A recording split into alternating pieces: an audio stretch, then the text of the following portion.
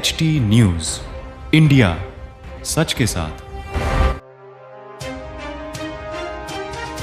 भरत नागपाल हत्याकांडाच्या निषेधार्थ हिंगणघाटमध्ये कॅन्डल मार्च, आरोपींना कठोर शिक्षा देण्याची मागणी।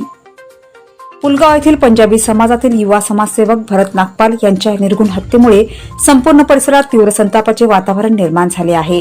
या जघन्य हत्याकांडाच्या निषेधार्थ तसेच मृतक भरत नागपाल यांना श्रद्धांजली अर्पण करण्यासाठी मंगळवार 10 मार्च 2026 रोजी सायंकाळी 7:30 वाजता हिंगणघाट शहरात कॅन्डल मार्च व मूक निषेध मोर्चा काढण्यात आला।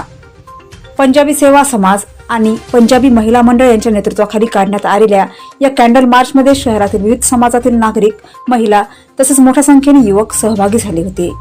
हा कॅन्डल मार्च कारंजा चौक येथून सुरू होऊन सुभाष चौक, विठोबा चौक, आंबेडकर चौक आणि महावीर भवन चौक मार्गे पुन्हा कारंजा चौक येथे येऊन समाप्त झाला। कॅन्डल मार्च दरम्यान नागरिकांनी हातात मेणबत्त्या घेऊन मौन पाळत मृतक भरत नागपाल यांना श्रद्धांजली अर्पण केली।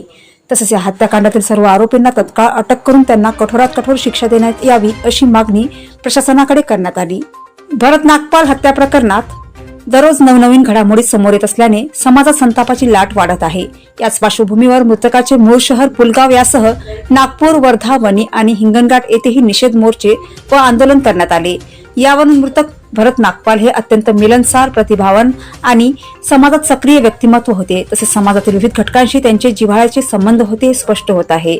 या घटनेमुळे समाजात भीती आणि संतापाचे वातावरण निर्माण झाले असून कॅन्डल मार्चच्या माध्यमातून नागरिकांनी प्रशासनाकडे निष्पक्ष व कठोर कारवाईची मागणी करत मृतक भरत नागपाल यांना न्याय मिळवून देण्याची मागणी केली आहे।